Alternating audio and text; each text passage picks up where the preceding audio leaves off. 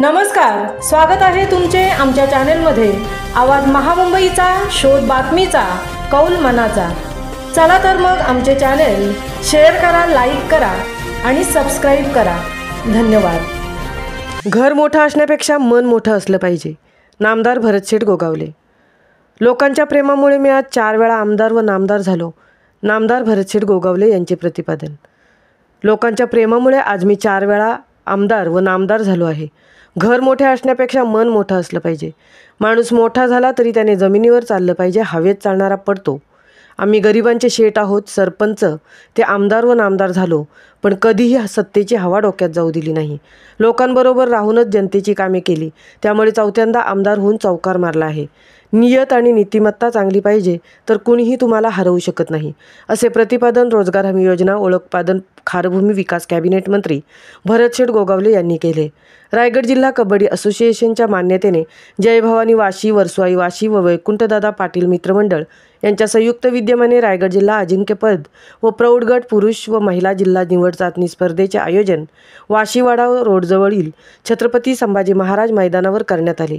यावेळी नामदार गोगावले यांनी आपले विचार मांडले। यावेळी युवा नेते तथा वैकुंठदादा पाटील मित्रमंडळाचे आयोजन वैकुंठ पाटील, सचिव मिलिंद पाटील आदी मान्यवर मंडळी उपस्थित होती। यावेळी नामदार भरत गोगावले यांनी स्पर्धेला उपस्थित राहून मार्गदर्शन केले, तसेच खेळाडूंना प्रोत्साहन देत खेळाचा आनंद लुटला। आवाज महामुंबईच्या चॅनेलसाठी विनायक पाटील सह तृप्ती भोईर, पेण।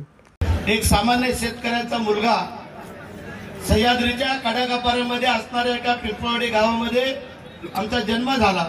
गावचा सरपंच झालो, पंचायत समितीचा अपक्ष सदस्य झालो, 2 वेळेला जिल्हा परिषद सदस्य झालो, 2 वेळेला सभापती झालो, 2 वेळेला माझी सौभाग्यवती सदस्य झाली, कारभार मीच पाहत होतो। त्यानंतर सलग 4 वेळेला आमदार होण्याचा मान या मला लोकांनी मिळवून दिला।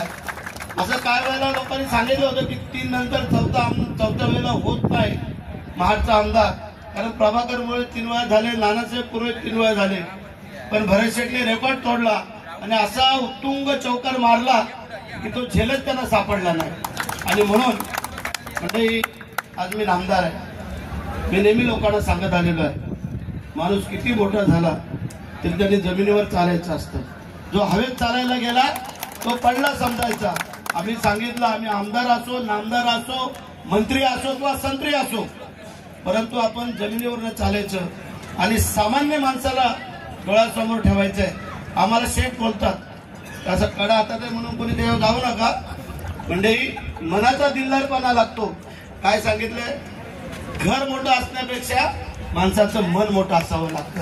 नाहीतर घर मोठं आणि मन खोटं आहे त्याला काय अर्थ नाही आहे। तुम्ही श्रीमंताच्या घरी गेला तर गाडी, घोडा, बंगला, बेडरूम, किचन, बाथरूम सगळं दाखवत बसतात आणि निघायच्या टायमाला बोलतात अरे थांबा चहा ठेवायची राहिली। मला अर्धा तास तुझं घर दाखवतो, बाजूला दिसलो नाही मी घर बघतो इथे। तुम्ही गरीबाच्या घरी जा, आपली माय माऊली लगेच बसायला देणार, तांब्याभर पाणी देणार, चहा ठेवणार। आमच्या ग्रामीण भागामध्ये उशिरा गेलो रात्री तर बोलणार थांबा आता, जेव्हा झोपा आणि सकाळी जा। सकाळी गेलो तर काय बोलणार, एवढ्या लवकर आलात घरी करा आणि मग जा। ही आत्मीयता असते। गरीबाचा आशीर्वाद हा मनापासून आणि हृदयापासून असतो, त्यामुळे त्याला कधी मरण नाही। तुमची जर नियत आणि नीतिमत्ता चांगली असली ना, तुम्हाला कोणी हरवू शकत नाही। त्यावेळेला आम्हाला बऱ्याचशा लोकांनी प्रयत्न केला पण तो यशस्वी झाला नाही आहे। आमची नियत नीतिमत्ता चांगली होती, कारण आम्ही शेठ आहोत पण ते गरीबाचे शेठ आहोत, म्हणून गरिबांनी आम्हाला निवडून दिलेला आहे आणि म्हणून आम्ही त्याला विसरू शकत नाही। म्हणजे आज येता आपण 4 कार्यक्रम, आज एकादशी आहे, बाबारावांनी सांगितलं वस्तुशी आहे। 2 अखंड हरिनाम सप्त्याला भेट देऊन आलो, तिथल्या मंदिरातल्या देवाला प्रसन्न करून आलो, तिथल्या महाराजांना सांगितलं की आम्ही तुमच्यासाठी काहीतरी करतोय, तुम्ही आमच्यासाठी काहीतरी करा। जो काही खोळंब आहे त्याचा कोड सोडून टाका, ज्या महाराष्ट्रातल्या आणि रायगड जिल्ह्यातल्या जनतेतल्या मनामध्ये जो काही संभ्रम आहे तो दूर करून टाका असं सांगून आलेलं आहे। म्हणजे आपण काम करणार। म्हणजे एकच किस्सा सांगतो आणि संपवतो। म्हणजे माणसाचा दिलदारपणा असावा, तुम्हाला कल्पना असणं गरजेचं आहे। आजकालच्या जमान्यामध्ये ग्रामपंचायतीचा सदस्य कोण सोडत नाही, त्याच्यावरनं भानगडी होतात, नाही दिलं तर दुसऱ्या पक्षात। म्हणजे या तुमच्या आत्ताच्या आमदारांनी नामदारांनी या महाराष्ट्रामध्ये इतिहास रचला। महाराष्ट्राचं देऊ केलेलं मंत्रीपद ज्यावेळेला आमचे मुख्यमंत्री थोडे अडचणीत दिसत आहेत त्यावेळेला आम्ही सांगितलं, साहेब तुम्ही अडचणीत असाल तर मी मंत्रिपदासाठी थांबतो. कोणी थांबू शकत नव्हतं.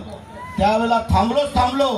पण आता पुन्हा एकदा मला पहिला नंबर भरत शेठचा मंत्रिपदामध्ये आणि ते मंत्रिपद मला मिळालेलं आहे. त्याचा उपयोग ज्याचा मी सांगितलं की माझ्याकडे 3 खाते आहेत. रोजगार हमी योजना आहे, खारल्यांचा आहे, फलोत्पादनाचा आहे. आम्ही तोच प्रयत्न चालू आहे माझा. जे आपल्या खाऱ्या जे काय फुटून जे काय आपल्या अनेक एकर शेती जे काय खराब होते, कारण आपल्याला 5 जिल्ह्यालाच हे खातं आहे. हे खारल्यांचं खातं 5 जिल्ह्याला आहे आणि बाकी माझं खातं आहे जे काय रोजगाराचं पूर्ण महाराष्ट्राला आहे, फलोत्पादन महाराष्ट्राला आहे. जेवढा पहिला उपयोग माझ्या रायगड जिल्ह्यासाठी करता येईल तेवढा माझा प्रयत्न राहणार आहे. आणि मी ते ठरवलेलं आहे की माझ्या जे काय प्रायव्हेट ह्या तुमच्या खाऱ्या त्यांनाही काय प्राधान्य देता येईल त्याचाही आमचा प्रयत्न आहे. कारण हजारो एकर शेती आपली ही फुकट होत चाललेली आहे. त्याचा बंदोबस्त ही खारपुटी आहे ते काय मॅंग्रोव्ह ते आमच्या शेती खराब झालेल्या आहेत. लगेच त्याच्या फॉरेस्ट टपकतात जशी यांची जमीन का काय. आणि म्हणून जो चांगला प्रयत्न माझ्या या समुद्र किनाऱ्याच्या खाड्यापट्ट्याच्या लोकांसाठी करता येईल तो निश्चित करू. आणि पुन्हा एकदा सांगतो, वैकुंठ आपल्याला आहे, स्कोप आहे, काळजी करायचं कारण नाही. जे काम आता चालू आहे ते त्याच पद्धतीने आपण चालू राहू द्या. त्याच्यामुळे लोकांचं लक्ष लोकांचं वेदना आपल्याकडं बळत असतं. म्हणून तुम्हाला मागे सांगितलं की कबड्डीचा खेळ हा शक्तीचा आणि युक्तीचा आहे. तुमच्याकडे ताकदच असून निश्चित चालणार नाही, थोडी युक्ती पण लागते. कारण शिवाजी महाराजांनी युक्तीवरती स्वराज्याची स्थापना केली. आता शिवाजी महाराजांकडे मावळे किती होते? मुठभर तर मावळे होते. लाखो सैनिक होतं मुस्लिम समाजाचं पाहिलं तर आपण मंडळींनी, परंतु मुठभर मावळे होते पण ते जीवाला जीव देणारे होते. लक्षात ठेवा की ज्या वेळेला छत्रपतींना राज्याभिषेक सोहळा झाला त्यावेळेला प्रत्येक पायरी घरी राजे चढत होते त्यावेळेला प्रत्येक मावळ्याची आठवण झाली. पहिल्या पायरीवरती पाय टाकताच आठवण झाली ती तानाजी मालुसरेंची.